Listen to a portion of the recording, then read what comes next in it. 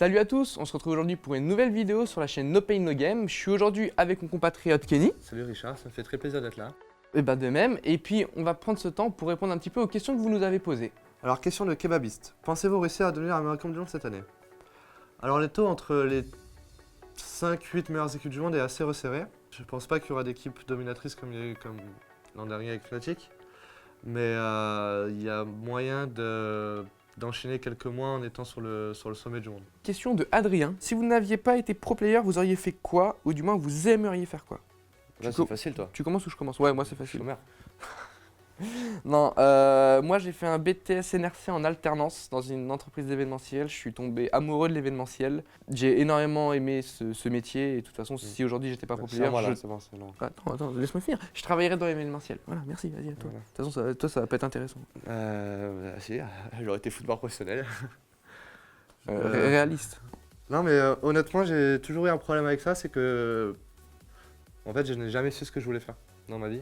Par chance, j'ai été joueur de CS, mais autrement, Sinon c'était la merde quoi. moi, peut-être avocat ou un truc comme ça, tu vois, mais c'était peut-être pas facile. J'ai toujours adoré les langues. Langue. Les langues, je veux dire l'anglais, l'espagnol et tout, j'ai toujours été assez à l'aise à l'école. J'ai une question de Nachi Venters. Pourquoi NVAP n'est plus leading game? Je veux savoir moi. Alors, tout simplement parce que je pense qu'il a besoin de prendre un peu de recul sur son rôle, malgré le fait que je pense que ce soit l'un des tout meilleurs au monde dans sa spécialité. Mais pourquoi tu leads pas toi? Écoute, je lead en fait. Ah, Je lead, mais je suis co-leader. d'accord. Voilà. D'accord. Alors nous avons une question de Jordan Galatis. Comment votre entourage a vu vos débuts dans l'e-sport? Malgré le fait que mon frère m'encourageait, bon, encore heureux, c'est lui qui m'a mis dans le cercle gaming. Mais oui, au début, mes parents, tu joues tard le soir, t'as école le lendemain, ils sont pas fans de l'idée, quoi. Ils se sont vite rendus compte que, à mon premier événement, déjà, j'ai eu la chance de le gagner, en battant Richard encore une fois, que c'était quelque chose qui pouvait devenir sérieux, quoi. Je te rejoins sur le fait que mon premier gros événement, entre guillemets, j'avais 15 ans et je l'ai gagné. Donc pareil, je suis revenu avec des lots et tout, donc ça aide. Sinon, ma mère l'a mal vécu. Enfin, mal vécu, j'exagère, mais voilà, elle a fait la mère, quoi, en mode les études avant tout, patati, patata, c'était difficile. J'ai la chance que mon père, ça soit un gamer. Il aime tout ce qui est jeux vidéo et tout, donc du coup, lui, il comprenait un petit peu plus cet aspect-là. C'est lui qui m'a emmené en voiture à mes premières LAN et tout, parce que j'avais 14-15 ans. Et c'est ce qui m'a un petit peu poussé, quoi. Mais je pense que de toute façon, en tant que joueur, je pense qu'il n'y en a aucun qui a eu des débuts entre guillemets faciles justement par cette relation avec les parents, études, sérieux et tout, quoi. C'est compliqué, il faut passer par là et il faut rien lâcher et leur prouver. C'est très touchant. Merci. Alors, j'ai une question de Stars. Des conseils pour s'améliorer à la WAP, pour avoir un level plus élevé? Donne-nous-en s'il te plaît, Kenny. Alors Richard, c'est très simple, écoute bien, t'en as besoin. Il suffit d'avoir le maximum d'heures de jeu possible et honnêtement de tuer le jeu et de persévérer et d'engranger de l'expérience. C'est, je pense, la clé, quoi. C'est vrai que t'as beaucoup besoin de jouer toi. Alors j'ai une question de Etienne Fayard. 5-7 ou CZ et pourquoi? Alors j'ai toujours été un fan du CZ, Par l'arme de noob en même temps. Bon, bref. voilà. Mais vu que je regarde des démos de Richard, je me suis mis au 5-7. Non, plus sérieusement, je regarde pas de démos de lui parce que j'ai pas envie de perdre de niveau. Et j'adorais le CZ parce qu'au final c'est quelque chose d'assez versatile, dans le sens où on peut full, on peut jouer à l'AM en 2 balles. Ah, là j'ai une question pour nous deux de Fletz Pierre. Quel aurait été ton top 10, votre top 10 2015 contrairement à celui donné par HLTV? C'est super dur Moi, un top je pense 10. que je dirais moi, Dan, Happy, NPK, Kiyoshima et Shox. C'est très objectif ça. C'est les 6 premiers. Ensuite je mettrais Olof, Guardian, Snacks, Crims. Moi je mets 5 Kenny et 5 Shox. Ouais, ça me va aussi, moi Ouais. j'aime bien, j'aime Ouais. bien cette équipe aussi. Ouais. J'ai une question de Romain D'Ambrosio. What is your favorite op skin? Quel est ton skin préféré pour la WAP? Alors pour moi c'est le Dragon Lore et l'Azimov. Moi c'est l'Azimov.